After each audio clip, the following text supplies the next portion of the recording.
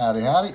So, training for competition, right? It's a very different beast than like, training for longevity and exploring the depths of endless technique and all these sorts of things. So, a little bit of background. I did martial arts since I was like 4 years old. Played pretty high level competitive tennis until I blew my knee out when I was like 14. So I made the New Zealand national junior BP junior development squad. The last day of the training camp, I blew my knee out, and that was the last time I played competitive tennis. I then switched to table tennis the following year. Was unbeaten pretty much for like the next couple of years. Ended up in a junior national New Zealand team, played against some B grade Chinese teams, played against Australia, played against New Caledonia. And I mean, when I'm talking about table tennis, is probably the hardest training I've done in my life, bar none. Yeah, and people would laugh at that, unless you're a high level table tennis player, and then you know exactly what I'm talking about. And started weight training when I was maybe 10, 11, something like that. Joined my first commercial gym before I even got to high school. And I got to high school when I was 12. So I'd been doing weight training already for a couple of years by then. The myth back in the day was that weight training makes you slow. And I wanted really fast kicks, so I never trained my legs. I just trained my upper body. And that was kind of ridiculous. Things have changed. Eventually, I got into personal training and got qualified through the American Council on Exercise, Fitness Leader Network, New Zealand Federation of Sports Medicine, trained guys to climb Everest, trained people at national and international level in dozens of different types of sports. And know a little bit about it. So, training for jiu-jitsu, it really depends on kind of like what sort of body type you have, what sort of game you want to develop, and things like that. But ultimately, you can use hypertrophy type training, so like the typical 8 to 12 rep kind of bodybuilding kind of stuff. So when I got into jiu-jitsu and started training properly, then what I would do is I'd almost never ever wrestle. I would almost never ever roll. I would drill and I would train. Yeah, but I wouldn't roll until probably like 3 months out from the start of the competition season. I think it's kind of crazy that people just like wrestle all year round, non-stop, every day. Whereas most professional sports, then you have a season and an on-season, off-season kind of thing. So during the off-season, you're developing all the strength and attributes that you want to take into the season. And then, before the season, then you start doing your sport a little bit more. And then when you get into the competitive season, you've already developed all your attributes. You just need to maintain your strength and speed and power and all these different things. And then you go really deep into the sport that you're doing. And that's the way that I approached it. I came out of pro mountain biking where that was the way. We had an on-season, off-season. And so when I got into jiu-jitsu, initially it was just like 8 hours a day, every day doing jiu-jitsu. But then I started losing a lot of weight. And so I started I just went crazy the first couple of years doing jiu-jitsu. And then after that, I'm like, okay, I better settle down and get a proper training program. Came to Australia, started competing. So I'm like, okay, competition time. So I know the competition schedule. It goes from like May through to like December. So that's going to be my season, and then the rest is going to be my off season. So during my off season, then I should really draw this up on a giant board so you can see, because like if I showed you how I plan out like a year of competition, it's pretty extensive and it's very, very detailed. But pretty much you've got your aerobic fitness, you've got strength, and you've got skill training. Yeah. So with your strength training, it depends on where you're at and what you want to do body weight wise and things like this. Depends what you kind of come in with and stuff like that. So for example, let's say I want to go to the top of the weight class. Let's say naturally I'm sitting in the middle of the weight class. So I want to increase my muscle mass so that I can get to the top or even beyond the weight class.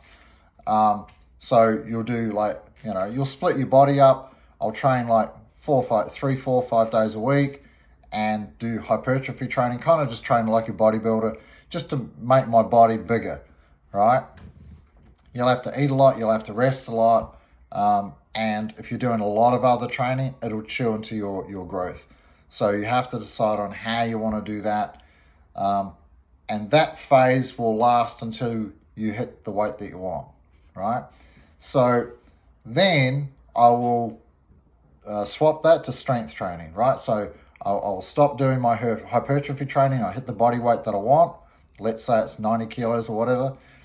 Then my goal is to take that muscle and make that body as strong as possible, right? Because strength training and bodybuilding are very, very different. So then I would switch over to less exercises, maybe half a dozen exercises: squat, deadlift, bench, weighted chin-ups, maybe seated rows, things like that, one-arm rows. So when you're doing strength training, now it's like 4 to 6 reps, and it's like 3 to 4 minutes, 2 minutes minimum, but you'd look at like 3-minute rest periods between sets, right? So most of the adaptation you're going to get is neurological, right? So you want all your muscles fully rested so that you can lift and as much as you possibly can for those reps with good technique, right? So you'll start to see the benefits of that. Like I would typically do that for 6 or 8 weeks, and then I would start converting that to power training, right? Again, I would lay it all out, and times of the length of the phases would vary based on where I was, what weight class I wanted to compete in, and what I saw as a weakness. I maybe had enough muscle mass, but I needed to be stronger, so then I wouldn't do a hypertrophy phase. I would be doing strength training, and then I would have like a super strength training phase where I really go after like very heavy weights and get very strong. So once I get as strong as I want, then there's no point just being strong and being slow, right? So then you need to convert. You've got the extra muscle mass that you developed, or maximum muscle mass. Then you convert that to strength. So now you're really strong, right? But you're still slow. So then you need to convert your strength training to power training, right? Which is acceleration, right? So then you would drop your weights by 20% and accelerate during the concentric phase. So if you're doing squats, you might go down really slowly and jump off the ground. In fact, you will do jumping squats with dumbbells. It's easier than doing them with a barbell, and every time you jump up, the weight cracks you in the back of the neck, and it's not good. So you will typically use dumbbells and jump off the ground with them. And you'll do that like for a bench press, you'll bring it down slowly and literally try and throw it through the roof, right? With a 20% reduction in your 1RM, then like you're not going to be throwing it through the roof. It's not going to be that light. It will accelerate, but not as fast as what you can imagine, right? It's the intention that's important, right? So that phase will last anywhere from 8 to 12 weeks. And then I would continue that once a week, even in my pre-competition training. So, and again, we're just looking at the weight training sides of things, right? At the same time as that, you've got your fitness stuff, your cardiovascular training. So again, a long way from competition, I'd be going out mountain biking for 3, 4, 5 hours at a time.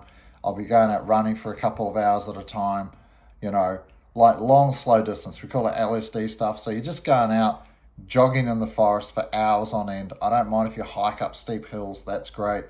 You don't have to be able to run, but like it's like it's aerobic. You should be able to talk while you're doing it. And you're doing that for hours and hours and hours on end, just to increase the efficiency of your cardiovascular system, right? And then, when I get to phase 2, then I start, making it more intense. I'll still keep one really long session a week. So like maybe on a Saturday afternoon or a Sunday, I'll literally spend the entire day, like 6 or 8 hours, out on the bike or running and doing triathlon kind of stuff, like very, very long, relatively easy training just to maintain it. Once I'm deep in my season, then I'll going for a run for like 90 minutes would suffice, because you're training so much that, you don't really have the time or the energy to go out for like a 6-hour ride and stuff like that. So you have your aerobic base that you've built, then you're going to start moving that towards, I'll be do like 5 minutes hard, 5 minutes easy, 5 minutes hard, 5 minutes easy. And so you're going into like what I call aerobic intervals, right? So they're slightly harder, you're starting to get the idea of intervals and stuff like that. And then after doing that, then I would start going into like proper intervals. So then I'd be doing like 2 minutes hard, 1 minute easy, 2 minutes hard, 1 minute easy. Do that like 6 or 8 times and then switch it. So you do like a minute really hard and then 2 minutes easy and 1 minute hard. So when you're fighting in competition, it's basically just interval training. So minute 1 for white belts, like minute 1, 3, and 5 are typically like where most of the energy gets expended. Minutes 2 and 4, you tend to like whoever won the first minute is generally kind of camping out on the other person. The person's trying to escape, you're controlling the person and things like that. Minute 3, the person's kind of recovered, maybe they've escaped, they're coming back. And so you're interval training all the time on the mat. Yeah, so if you want to do any sort of training, if you're just interested in doing fitness training for jiu-jitsu, I'd suggest, interval training. Either, and vary it a little bit. Like 1 minute intervals are really good, like 1 minute really hard, have the recovery double that. So like a 2 minute chill, 1 minute really hard. If you really want to blow yourself up, then 2 minutes hard and then a minute to recover. Like that's really, really super difficult and creates a lot of lactic acid and blows your body up pretty well. So all of this is happening all at the same time. Then you have your skill development, right? So that's the third part. So then, I'd be drilling a lot. As I said, like 50% of the year, I was drilling only. Yeah, I might wrestle occasionally, but not really. Like I was very, very disciplined and I had a very specific thing that I was doing. So I'd be doing a lot of drilling because I'm doing a lot of physical training to develop all the attributes that I wanted. And then fighting is saved for like pre-competition, competition phase, right, during the season. So all I'm doing is developing muscle memory, right? Like drilling hundreds of arm bars, thousands of arm bars, drilling the sweeps, drilling the escapes, drilling, and I would be doing that probably 4 days a week, 4 or 5 days a week. I'd drill for like an hour, maybe an hour and a half. And so then when you start getting near your competition phase, you start dropping things out and changing things. So I would keep one aerobic session a week, one long, easy session, mostly for recovery, but it's actually quite a nice break from the intensity of training really hard. So I'd go out like a Sunday afternoon or something, Sunday morning, go out and just go out for a ride in the forest for hours or go for a run for hours and just, it's quite relaxing and quite nice. And then the pre-competition stuff, now you're starting to get into really high heart rate training. So my cardio stuff has moved from aerobic stuff to lactic acid stuff, and now it's moving into like really high heart rate things. I'm starting to wrestle now, so I'm getting lots of high heart rate training during my competition rounds. And so my cardio stuff is mostly just very high heart rate things like hill sprints and things like that. Really, really pushing your cardiovascular system to the max for short, hard, intense efforts. So I'm getting messages popping up while I'm talking to you. And then strength-wise, now you're in a strength power phase, right, leading up to the competition. So my first competition would be usually state champs. So like probably 8 weeks out from that, then I would start doing my explosive power acceleration kind of training, and then I would maintain that once a week throughout the season. Yeah, if the season's really long, like if it lasts for 6 months, then I'll drop in and out. I'll be balancing like strength training with power training and things like that. If I've got like 3 months between competitions, then immediately after competition I would have like a pretty easy week, and then I would get back into strength training. I'd drop out the acceleration training. I would do that for another 6 weeks, and then I would start back into the acceleration training again. So there's a lot to it. If you really want to do it properly, there's a lot to it. If you'd like me to draw up on a whiteboard, I've got whiteboards at the gym. I can draw up the whole thing so you can kind of look at it. I've done it for students in the past who are very serious about competing, and they're astounded as to how technical laying out a proper training program is. It amazes me, like when Conor McGregor in the day was saying that he had no training program, they would just turn up to the gym and belt each other all day. Like, I was absolutely gobsmacked that he'd gone that far without employing a professional coach, who would design their programs for them and stuff like that. But I guess that's what the Performance Institute, or whatever they call it at the UFC, is all about, is for the athletes who are not very knowledgeable about training to have a professional lay out their training program for them, so that you can perform at your best, you can avoid injury as much as possible, and you learn a lot about your body. I was very lucky to have the Canterbury University Sports Department helping do all my fitness testing work and help design my training programs and stuff like that when I was bike racing. And every 3 months I'd be in their fitness testing and looking at the program and looking at the biggest problem for me as a pro bike racer was eating enough food. I'm not a foodie. I haven't even eaten today. It's like, it's 8 o'clock. I've been up since 5. I haven't eaten anything yet. And I probably won't eat until lunchtime. I don't really enjoy food. I don't know. I've been like that my whole life. Maybe it's because I was born premature. That's what Mum reckons. Anyway, so I'm not much of a foodie. So I found like eating on the bike. So I'd be out on the bike for like a 6 or 8 hour ride, and I'm expected to consume X amount of calories, and I would just struggle. I really couldn't eat that much food, and really, really super struggled with that. So ultimately, that's why, that there and bike failures is why I kind of left pro bike racing. I was sick of bikes breaking all the time and training 60 hours a week for, the bike to just snap or puncture or whatever. It's very frustrating. So when I found jiu-jitsu, I was like, oh, great. This is so good. Like, there's no, with mountain bikes, everything's going wrong. There's so much technology and bits and pieces and parts, and my spare room's got my bike, and I don't ride anymore. I've got a 15 grand bike and they're doing nothing. I've got tools for miles. Like, you got all this stuff, and I just hated all that drama, right? So jiu-jitsu was great because it's like me in a pair of pajamas. Like, everything is on me. The pajamas aren't going to have a massive effect, although having a comfortable gear is important. But I really loved the fact that it was just me and pajamas. Yeah, and so everything was on me. If I won, that was on me. If I lost, that was on me. It wasn't because some part of my bike broke, or I was given by a sponsor a new bloody part of my bike and that thing failed because it's testing, and I hated all that. So if you really want to get into competition and perform at your best for competing, you want to be as lean as possible, so that your power to weight ratio is good. You want to maximize your muscle mass. You want to be as strong as possible for that body weight.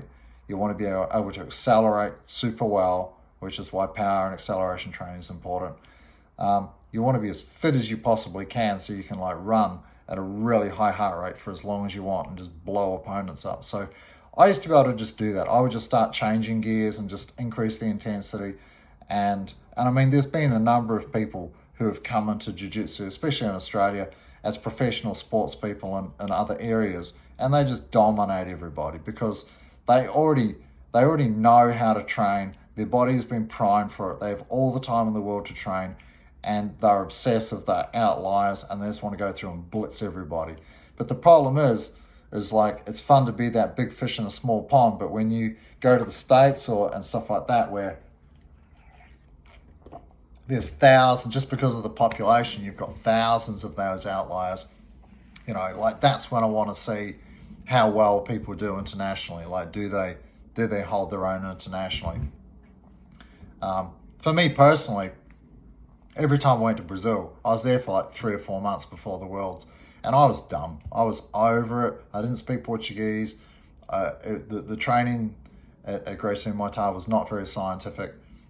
It's literally just 6 hours a day beating the living hell out of each other. And, you know, I knew that it wasn't scientific. I knew that it went against all the principles that I trained by and knew by. But, you know, I'm there in Rio training under Royler Gracie. So what am I going to do? I'm just going to do what everyone's doing. But it was just like massive overtraining, like all the time. And, you know, all the guys are getting absolutely smashed. Everyone's getting injured. And at the end of 3 months, you just don't want to do it anymore. And then the Worlds would come around. I'd literally just put my gi on a bench and just go to sleep. I didn't even want to watch it. I was over it. I was done. You know, if I had my time again, what I would do is probably just train here, fly over like the day before, and if you can get, when it comes to jet lag, like there's whole science around training for jet lag. So the rule is for every date line that you cross, you need a week recovery in the new country. So that's why you'll see top class swimmers literally fly in, compete the next day, and then fly back out again. Yeah, because other than a little bit of lost sleep and stuff like that, and you can sleep in the plane, but so like you can arrive, perform at your best, and then get out of there. If you wait a few days, then the jet lag is going to start hitting you. Then you've got to go through the week per date line thing. So I think you crossed 3 date lines on the way to Brazil from Australia. So that means it's going to take you 3 weeks just to acclimatize, just to get used to the new time zone and your body to be operating. And that's not you at your best. That's not like what you were like when you left home, because your training's diminished the last 3 weeks. So you have to make that up. And the general rule is it takes double the time, or it takes that time again. So it's going to take you 6 weeks from when you leave to be back at your best again, given that you're not overtrained and, you know, training in terrible facilities or whatever it happens to be. So there's a lot of science. There's a lot of myths, you know, and these days everybody's on performance enhancing drugs. Everybody. Like even at local level, especially in the masters class, all the older guys can go down to the doctor and say, hey, check my testosterone, it's on the decline. They'll get a script, they'll start juicing, and they'll start performing well. You know, like there was I study a lot of this stuff. So I was watching, there was a documentary I was watching the other day, pretty recent.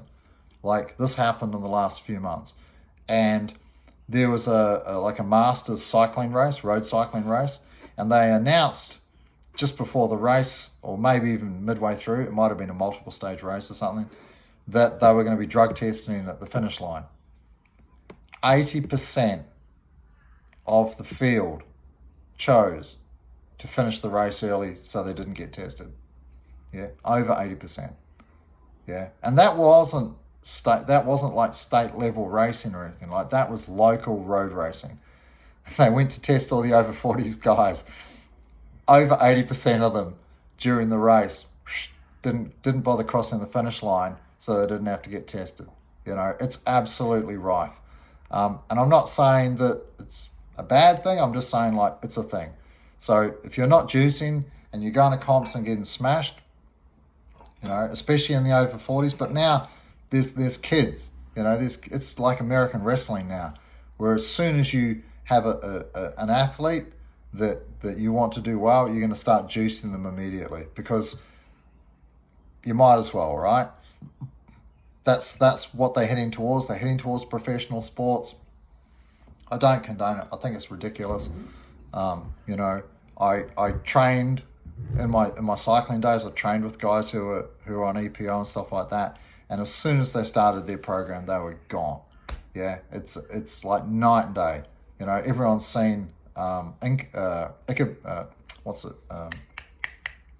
Icarus, the documentary Icarus. If you haven't seen the documentary Icarus, yeah, go watch it, because that perfectly explains what's been happening in the world in terms of sports doping.